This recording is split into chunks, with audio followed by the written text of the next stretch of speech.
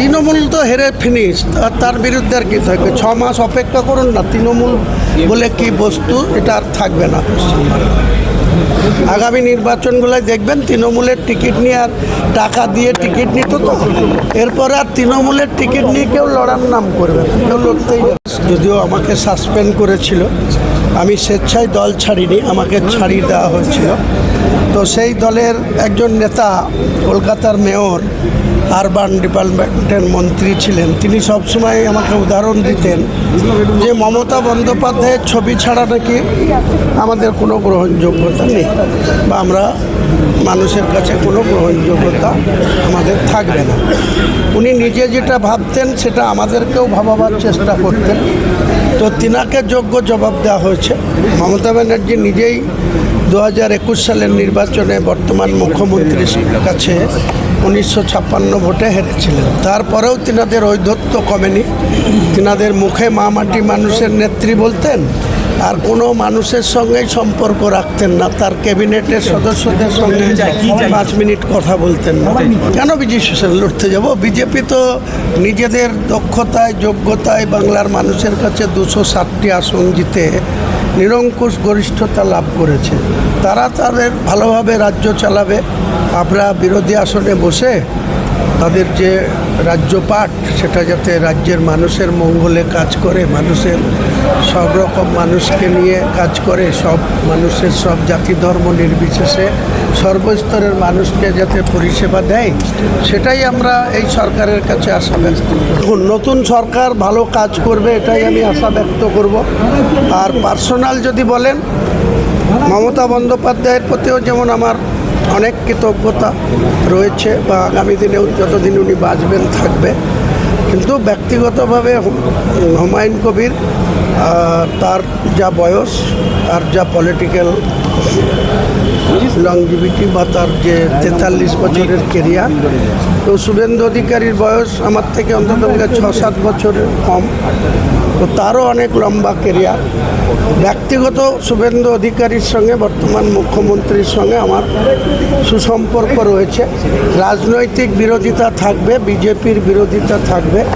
আমার আমজনতা পার্টির পক্ষে থেকে বৃদ্ধি করার জন্য, পার্টিকে শক্তিশালী করার জন্য আমার পদক্ষেপ থাকবে না। বাবরি মসজিদ, রাম মন্দির করে ভারতবর্ষের ক্ষমতায় এসছে। বাবরি মসজিদের ইস্যু তুলেছিলাম বলে বাবরি মসজিদের বিরোধিতা করে 207-এ পৌঁছেছে। আবার 29 আর 12 আছে, আর 1 আছে। লোকসভার টাইমে এই বাবরি মসজিদ তৃণমূলকে ফিনিশ করবে, বিজেপিকে কতটা মাইলেজ দিবে, আর বাবরি মসজিদ প্রতিষ্ঠা করে আমি কতটা মাইলেজ পাবো, অপেক্ষা করুন না। ওয়েট লোকসভায় একাই লড়াই করব। আমি কোনো পার্টির সঙ্গে অনেক তেল মেরেছি। মোহাম্মদ সেলিম, আইএসএফের নেতা, কংগ্রেসের নেতাদের অনেক বলেছিলাম। তারপরে মিম, তার সঙ্গে তো জোট হয়েছিল। তারা একটা ভিও বা এআই ভিডিওকে সামনে রেখে 12 কোটি টাকা খেয়ে নিল। এই ইমরান সোলাঙ্কি বলে স্টেট প্রেসিডেন্ট, ওয়াইসির মতো যোগ্য সম্পন্ন ব্যক্তি সেটাকে যাচাই না করে। দেখুন, বলা অনেক সহজ, আমার অভিজ্ঞতা দিয়ে বলছি। ভারতবর্ষের দেশ চালাচ্ছে বিজেপি, 25 বছর ধরে গুজরাট চালাচ্ছে, কখনো আসাম চালাচ্ছে, কখনো উড়িষ্যায় এসছে। মুখে বলা যতটা সহজ, কাজে করে দেখানো অনেক কঠিন আছে। আমি মনে করি শুভেন্দু অধিকারীর নেতৃত্বে যে সরকার ক্ষমতায় আসার জন্য অনেক কিছু বলেছে, শুধু দেখতে থাকুন। তারা মানুষের জন্য কাজ করুক, তাহলে আরও তাদের শক্তিশালী হবে, তারা আরও বেশি। মুখ্যমন্ত্রীর জন্য বলেছি, ভেতরে বলেওছি। উনি বললেন যে আমি চেম্বারে গিয়ে ডেকে পাঠাবো। দুর্ভাগ্যবশত যখন চেম্বারে ঢুকেছিলেন তখন আমি অন্য কাজে ব্যস্ত ছিলাম, উনি বেরিয়ে গিয়েছেন। যদি আসে ভালো, নাহলে ওনার যারা লোক আছে তাদের হাতে।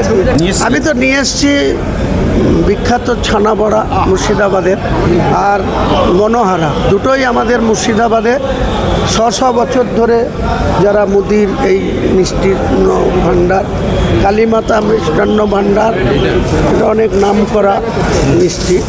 আমি 7 ফর নওদা আর রেজিনগর থেকে কালকে যদি রিজাইন হয়, কারণ স্পিকার তো এখনও বসেনি। কালকে হলে করব, কালকে বোধহয় সম্ভবত হবে না। স্পিকার পরশুদিন বসলে স্পিকারের কাছে তো রিজাইন করতে হয় নিজে হাতে লিখে। ওখানে তো আবার নির্বাচন হবে তাহলে। হ্যাঁ, তো বাই ইলেকশন হবে। আমি ইলেকশন কমিশনকেও রিকোয়েস্ট করব এবং রাজ্যের মুখ্যমন্ত্রীকেও রিকোয়েস্ট করব। উনি তো আমায় জিজ্ঞেস করলাম, উনি বললো ভবানীপুরটা রাখবো, নন্দীগ্রাম ছাড়বো। তাহলে আমি নওদা রাখছি, রেজিনগর ছাড়ছি। এই দুটো আসনে যাতে আগস্টের মধ্যে বাই ইলেকশনটা হয়। মুখ্যমন্ত্রীর অনেক ভূমিকা থাকে আর ইলেকশন কমিশনকে বলে, কারণ সরকারি কর্মচারীদের পুজোর টাইমে সবারই ছুটি দরকার, সবারই তাদেরকে রিলিফ দিতে হবে।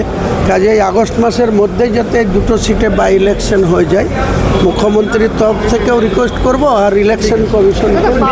রেজিনগর থেকে কাকে রাখছেন? আমার ছেলে যে 25শে বৈশাখ জন্মগ্রহণ করেছিল 1994 সালের 9 মে, সে বর্তমানে রাজনীতিতে আছে, পঞ্চায়েত সমিতিতে একটা কর্মধ্যক্ষ পোস্টে আছে। সেই ছেলে যেহেতু রাজনীতির মধ্যে আছে, তাকেই আমি আমার বিরোধীদের কাজ কবে থেকে শুরু হচ্ছে? চলছে তো, অনগোয়িং আছে। ছবিটা আমরা